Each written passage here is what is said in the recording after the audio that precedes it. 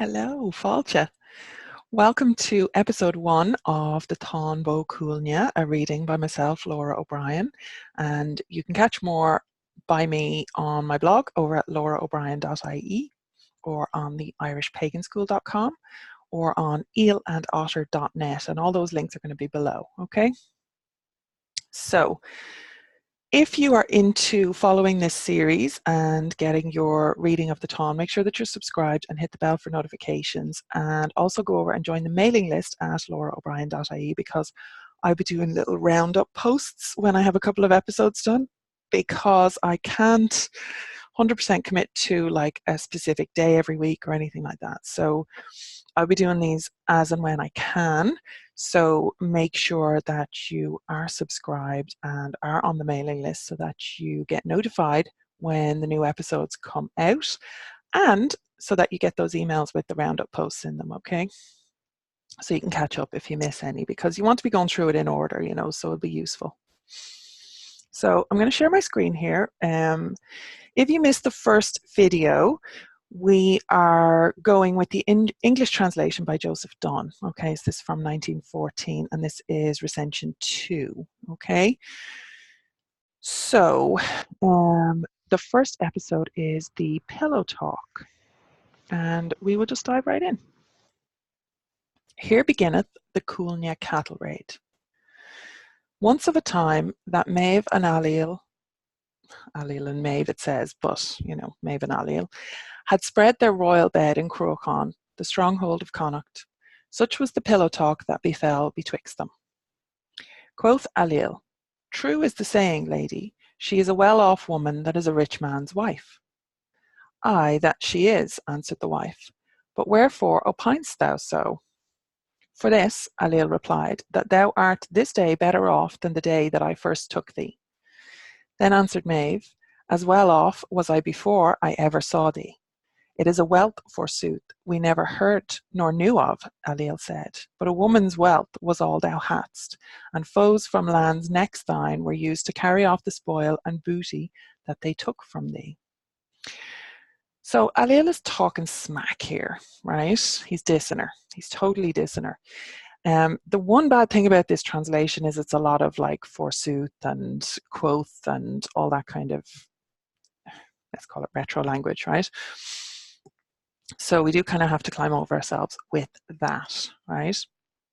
"So, not so was I," quoth Maeve. "The High King of Erin himself was my sire, Uchi Félach, the Enduring, son of Finn by name, who was the son of Findaman, son of Findan, son of Finguan, son of Rogan Rua the Red, son of Regan, son of Blahocht, son of Beohocht, son of Enna Aghnach, son of Angus Turbach.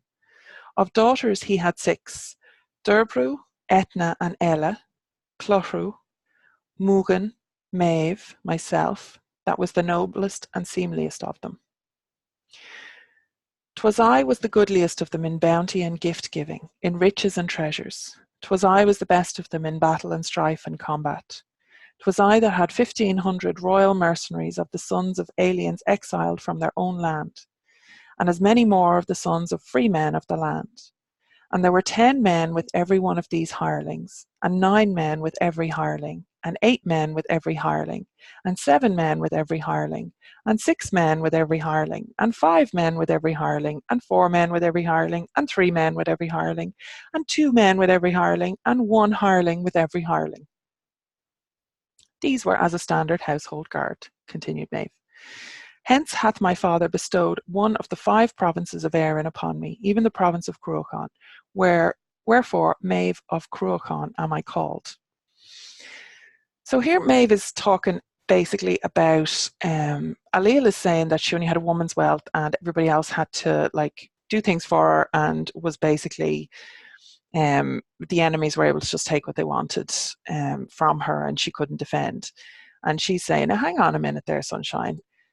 I am the daughter of the High King of Erin, of Ireland, and I have all the bounty and all the riches and all the treasures. I'm the best of all of my 6 sisters, or my 5 sisters, in battle and strife and combat, had all the mercenaries, and that's a huge amount of mercenaries, by the way, by ancient standards, and there was the standing household guard. So she had a lot of treasure and a lot of wealth and a lot of firepower basically at her disposal, right? Men came from Finn, son of Ros Rua, king of Leinster, to seek me for a wife, and I refused them. And from Carbra Neafer, the champion, son of Ros Rua the Red, king of Chever, Tara, to woo me, and I refused him. And they came from Concor, son of Fatna Fahak, the mighty, king of Ulster, and I refused him in likewise. They came from Ocho Beck, the small, that's Beag in modern Irish. And I went not, for 'tis I that exacted a singular bride gift, such as no woman before me had ever required of a man of the men of Erin, namely, a husband without avarice, without jealousy, without fear. So he couldn't be greedy, he couldn't be jealous, and he couldn't be afraid. So this was her bride price, basically, that they would have to commit to. For should he be mean, the man with whom I should live, we were ill-matched together, inasmuch as I am great in largesse and gift-giving, and it would be a disgrace for my husband if I should be better at spending than he. For it to be said that I was superior in wealth and treasures to him, I presume that is, while no disgrace would it be were one as great as the other.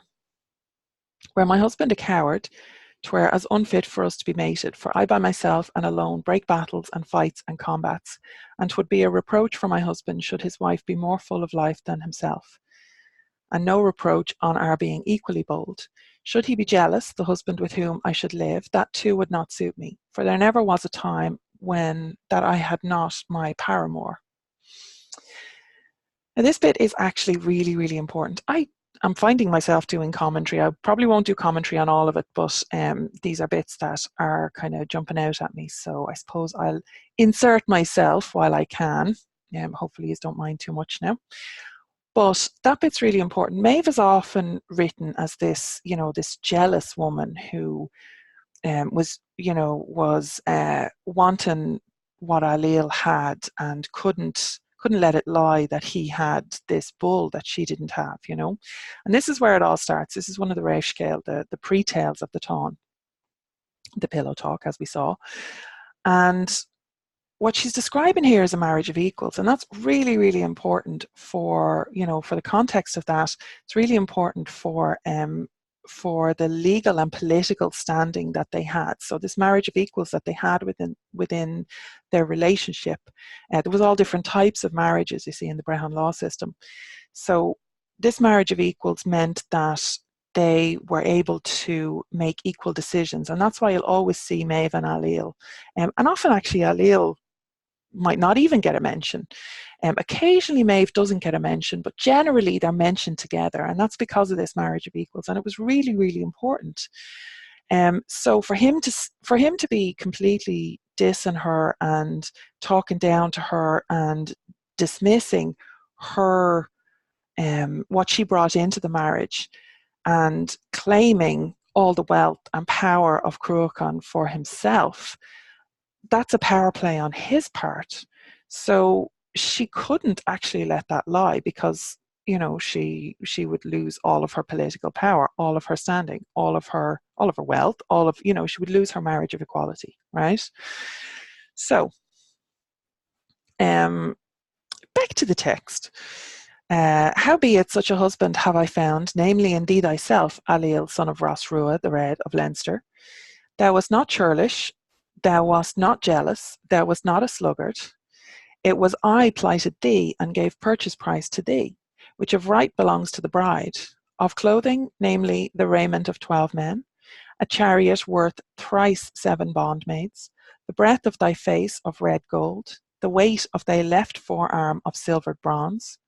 Whoso brings shame and sorrow and madness upon thee, no claim for compensation nor satisfaction has thou, therefore, that I myself have not, and it is to me the compensation belongs, said Maeve. For a man dependent upon a woman's maintenance is what thou art. Now she's flipping the script a little bit here, right? So Alil is now in the position where he is not in a marriage of equals anymore if he lets this lie. He started it, remember that, right?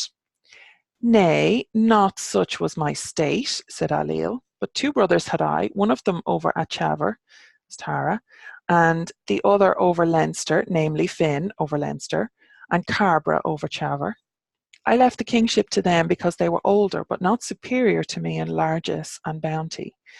Older does not necessarily mean that they were going to inherit. That was a feudal Norman system that was brought in. The person who took up leadership and took up rulership was the right person for the job, so they had to be fit for it. So usually it was from a pool of brothers and cousins, maybe sisters too, as in Maeve's case. But he's saying that he left the kingship because they were older, but they weren't superior to him. Nor heard I of province in Éireann under woman's keeping, but this province alone. And for this I came and assumed the kingship here as my mother's successor. For Mata of Murrisk, daughter of Magach of Connacht, was my mother.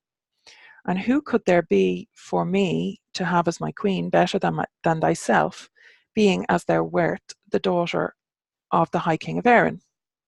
Yes, so it is, pursued Maeve. My fortune is greater than thine. I marvel at that, Alil made answer, for there is none that hath greater treasures and riches and wealth than I. Yea, to my knowledge, there is not. So that is the end of the pillow talk. And tomorrow, so we've left it with them both claiming that they have superior wealth, superior riches, and therefore superior power, right? So tomorrow we have the occasion of the Táin, and maybe not tomorrow. In the next video, we'll see what happens, right? In the next video, we'll have the occasion of the Táin, part 2.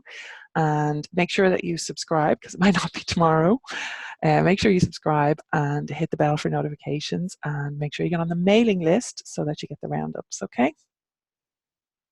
So it's Longa full, and I will see you in the next video, and there will be a playlist coming up at the end of this, so if you've missed any episodes, you can catch up on those as well, okay? It's Longa full.